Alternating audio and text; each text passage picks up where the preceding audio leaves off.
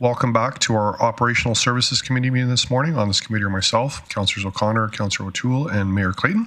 So I'll call the meeting to order and I'll look for an adoption of the agenda, please. Councillor O'Connor. Thank you. I move that we adopt the agenda as presented. Okay, thank you for that. Please vote.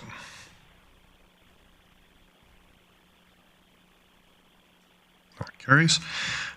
We have no delegations, so we'll go into our reports and we'll look to our service area update. And I'll ask Chief Glavin, please.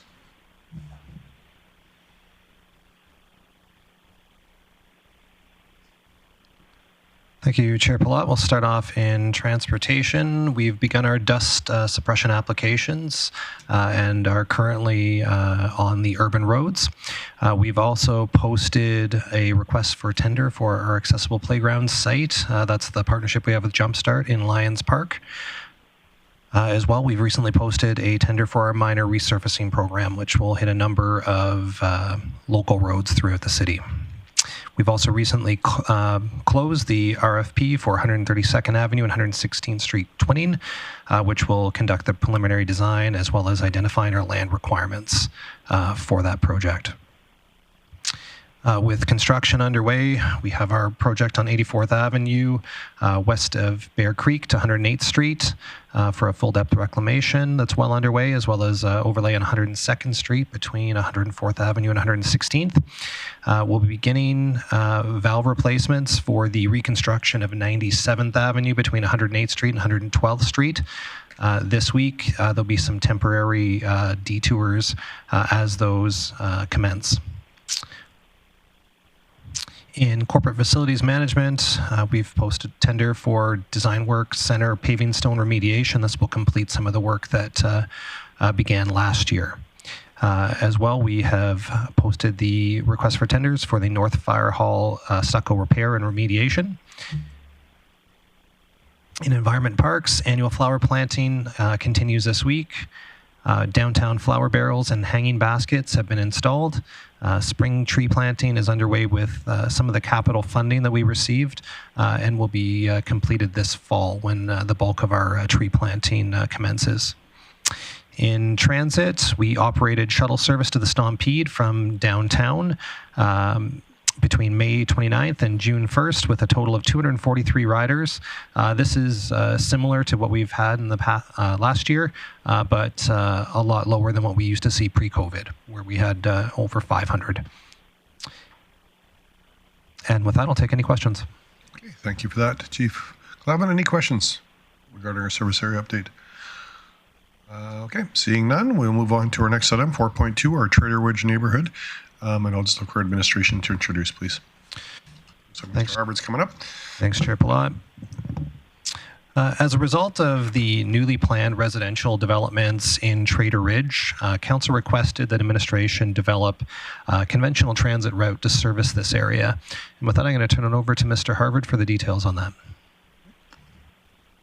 Thank you, Chief Glavin. Good morning, Chair Palat and committee members. I'll provide a brief synopsis of the report and then take questions afterwards. This council does fulfill the directive to assess the budget and scheduling impacts of expanding conventional transit into Trader Ridge. This report is for information only today, so no decision is being requested at this time. Trader Ridge is a rapidly growing. Certainly, we have future new multifamily housing and the recreational facility as well will be shifting demand and increasing that. Currently, the area is served by an on-demand transit only. In terms of the analysis, the route design process was both data informed and community responsive.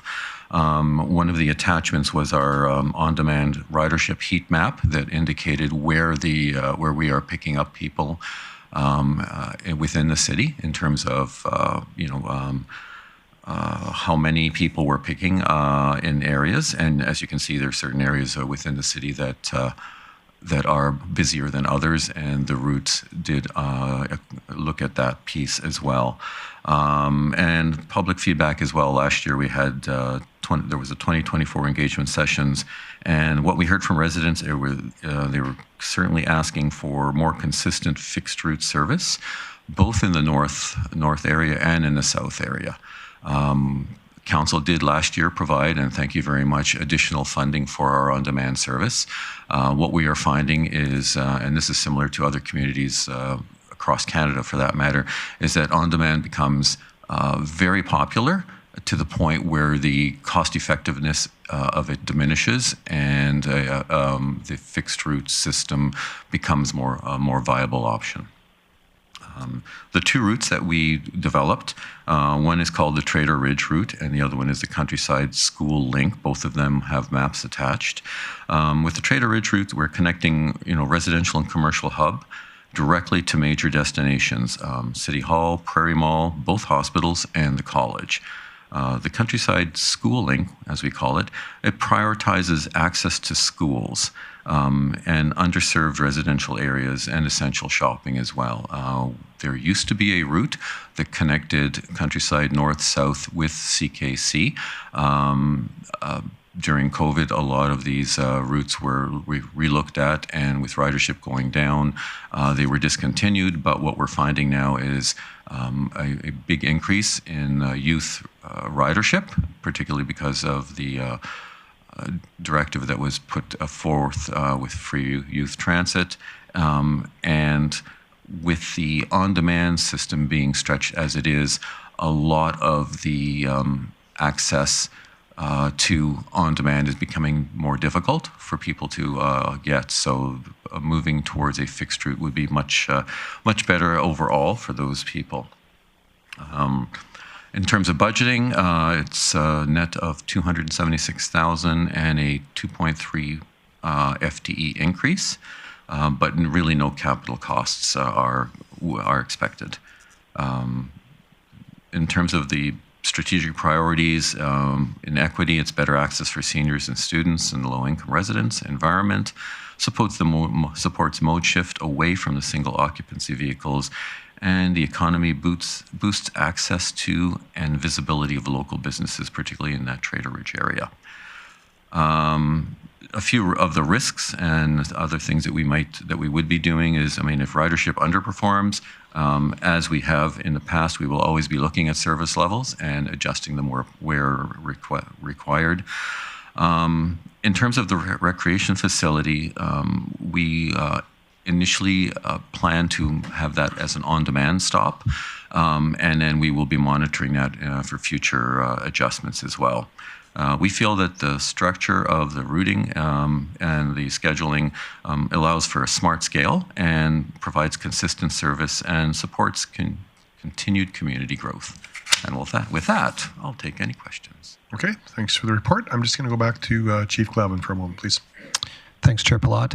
Just one thing to supplement Mr. Harvard's report. The reason why you see two routes here is we provide 80-minute service.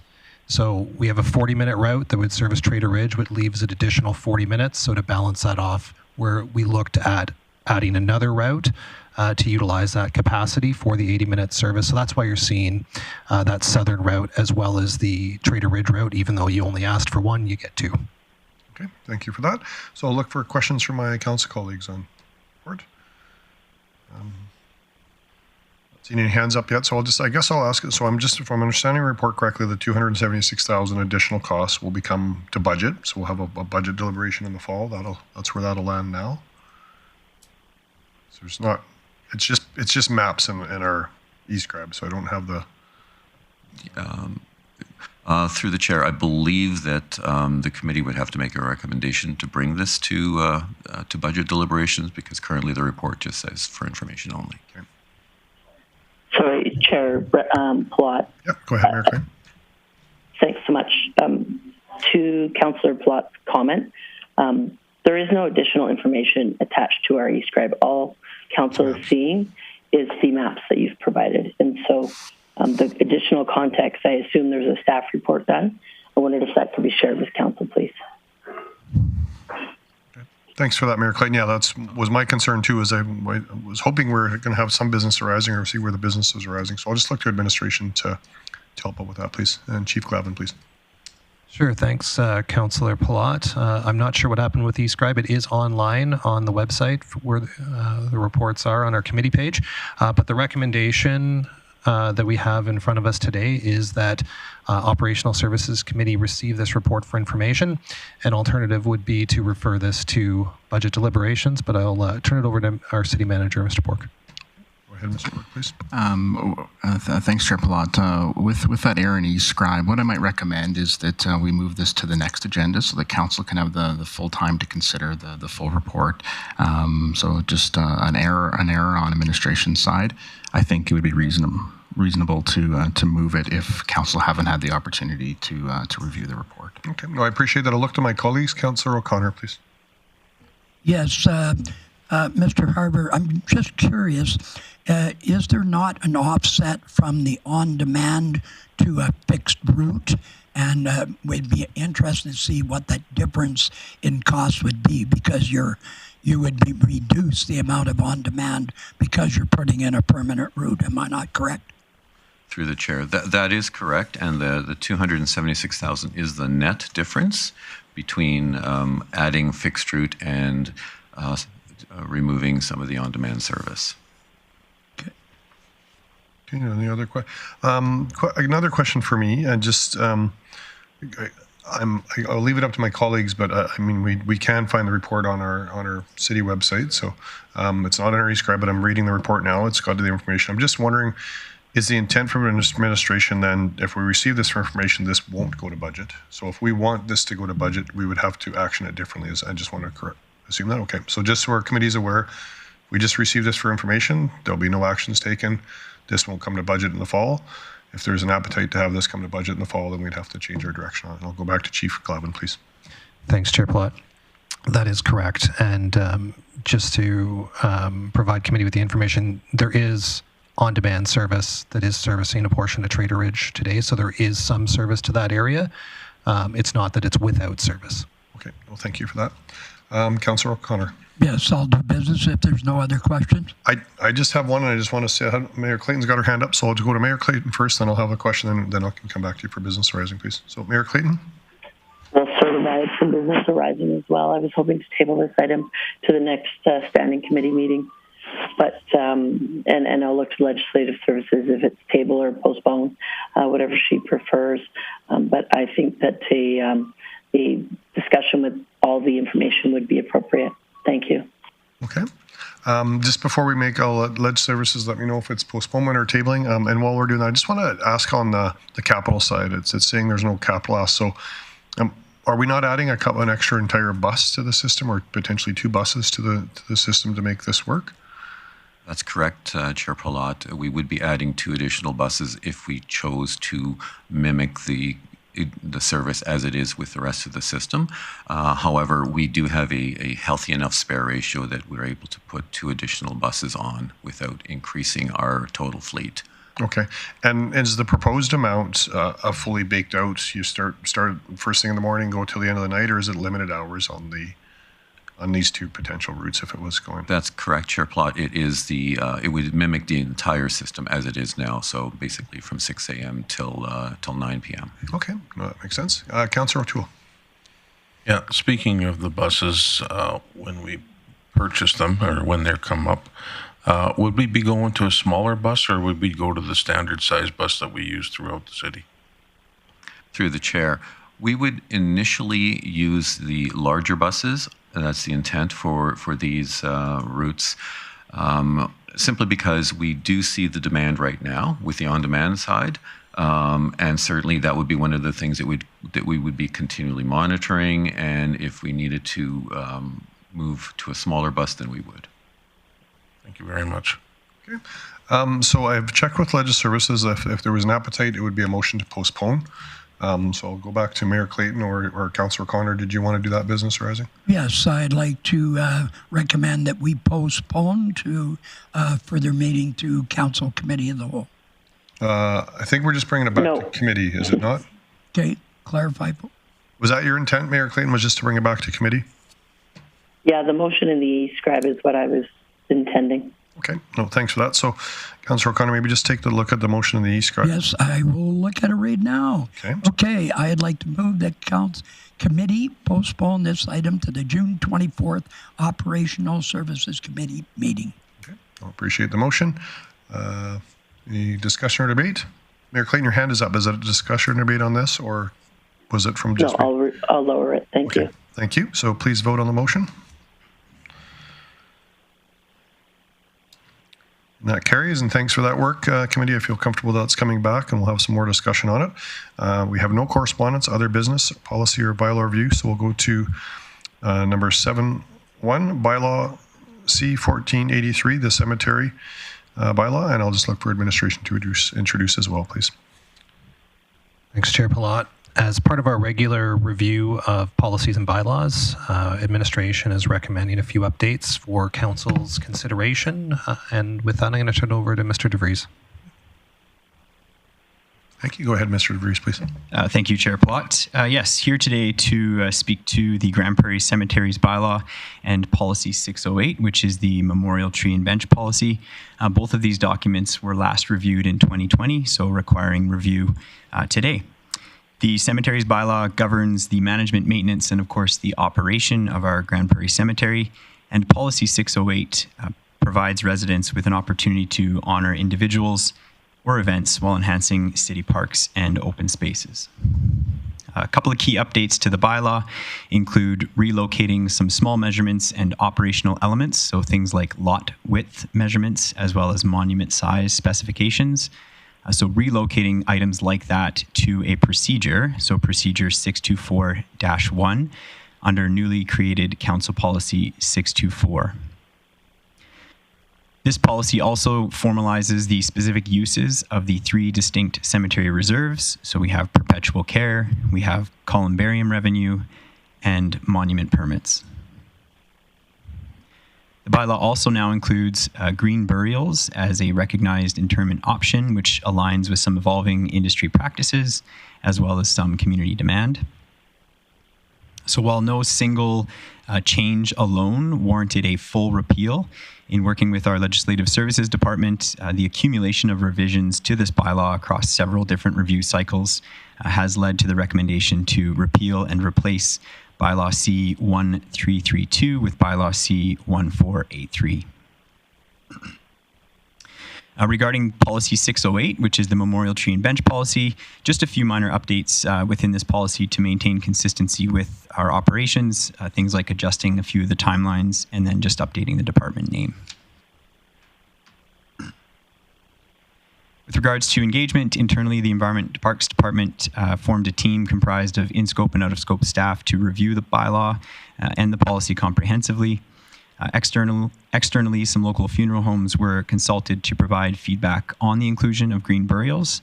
And then, of course, cemetery bylaws from Airdrie, Lethbridge, Medicine Hat, and St. Albert were also analyzed just to identify and confirm best practices. There are no budgetary or financial implications associated with any of these updates. And I'll read the recommendations. That the Operational Services Committee recommend Council give 3 readings to Bylaw C-1483, being the Cemeteries bylaw. Number 2, approve Policy 624, being the cemetery policy as presented. And then number 3, to approve the amendments to Policy 608, being the memorial tree and bench policy as presented. Thank you. I appreciate the report. I'll look to my colleagues. Councillor O'Connor. Yes, thank you, Chair Palat. Can you explain to me the difference for a green burial? So, 1, how large is the spot? Is it identified and is it plaqued for recognition? And is there a record keeping as to, and those 3 things are concern me because it's not defined perfectly here. Would you be able to? Absolutely. So through Chair Palat, the specifications for the green burials themselves will reside in the procedure 624, but just to speak to it, yes, there will be record keeping specific to those green burial sites. They will be available for a standard lot. And so if there's a standard lot that is agreed upon through the caretaker and the cemetery and the family, then that would be, of course, recorded in our systems as a green burial location. So is follow-up?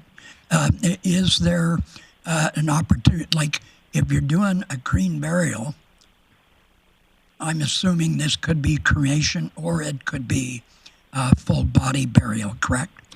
Through the chair, that is correct, yeah. So that means no coffin. And yeah, I read that, but it doesn't say what I wanted to hear. So it could vary on that lot. So sometimes people take and bury ashes on the same site as a family site. Is that also available? Through the chair, yes, that would be available, yeah. Okay, thank you. Councillor O'Toole. When you're ready for business, I would be willing to make that. Okay, I just have a couple questions, and I see Mayor Clayton's hands up, so I'll go to Mayor Clayton first, and then I'll go to myself after. Thanks, Chair Plot. Just a question. I might have missed it in the explanation. I see that there's a markup of Policy 608, but I don't actually see any markups. Is it just housekeeping in regards to that you're updating it into our new process and of new look of documents? What are the actual markups in 608? I don't see them. Yes, through the chair, just very simple minor updates. So items like ensuring the department name is updated to our current department name. So those would be just the minor revisions within that policy. So the markups aren't actually on the old policy?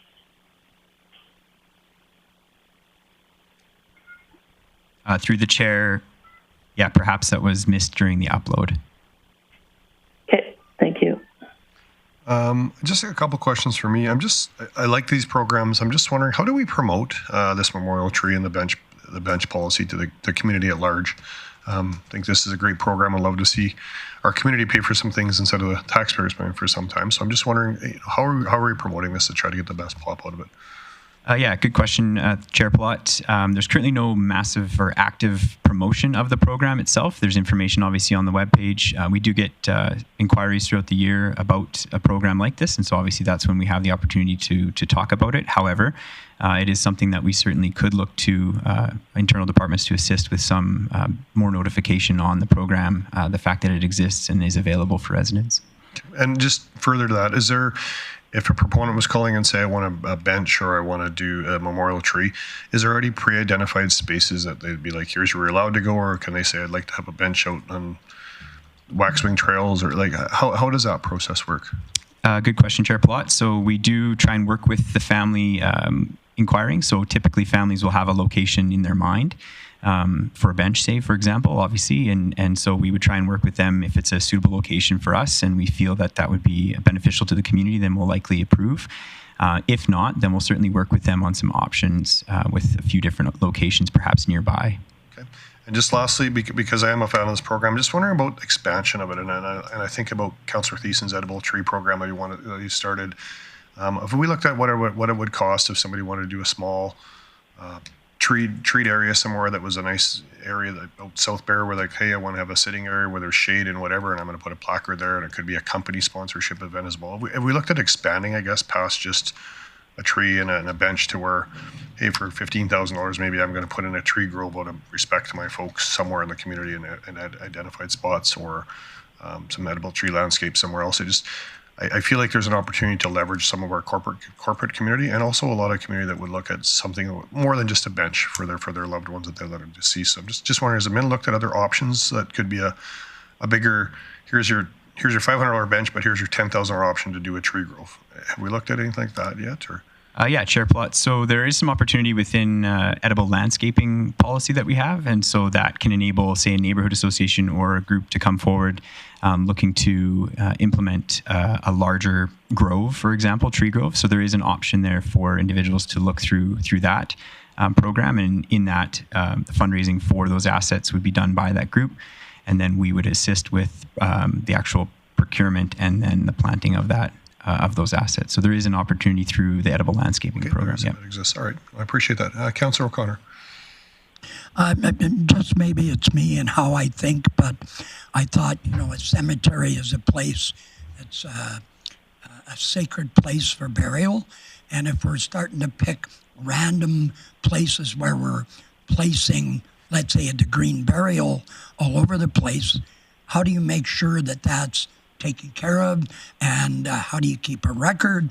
And if trees go up around it, you'd never be able to find it. Like, Yes, so through Chair Plot, right now, the way that we've structured green burials within our bylaw and the associated policy and procedure is that it would only occur within an already surveyed standard lot. And so some communities have looked at the model where they'll place green burials in different locations and maybe off to the side of the cemetery, but right now we're structuring it so that it is within a standard lot. So the burial practice would follow those green items. But the locations would be marked out similar to any other interment. Because as you well know, as time goes on, people say, the next or 3 generations down, they don't know that's a burial site, and now you've got an issue. And so I think there needs to be some thought on that before we proceed on that part. Thanks, Councillor O'Toole. So I'll just go back to Councillor O'Toole for business, please. Well, times are changing and people want different things than they did 25, 40, 60, or 100 years ago.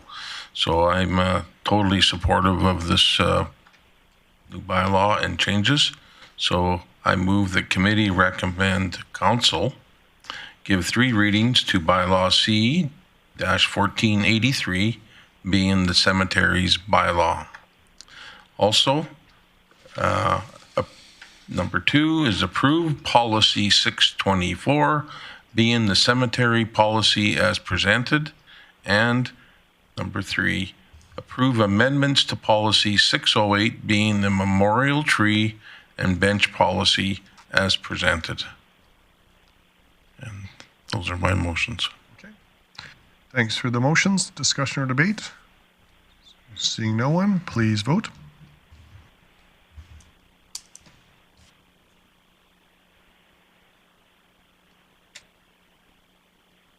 And that carries. So thank you for the report. Appreciate you coming in. We'll go to our last item on the list, outside item list. I'll just go back to Chief Clavin. Thanks, Chair Palat. No changes. No changes? Okay. So just look for a motion for the outstanding items list. Councillor O'Toole. I move that we accept the outstanding items list as amended for information. Okay. Thank you for the motion. Seeing no hands up, we'll please vote on that.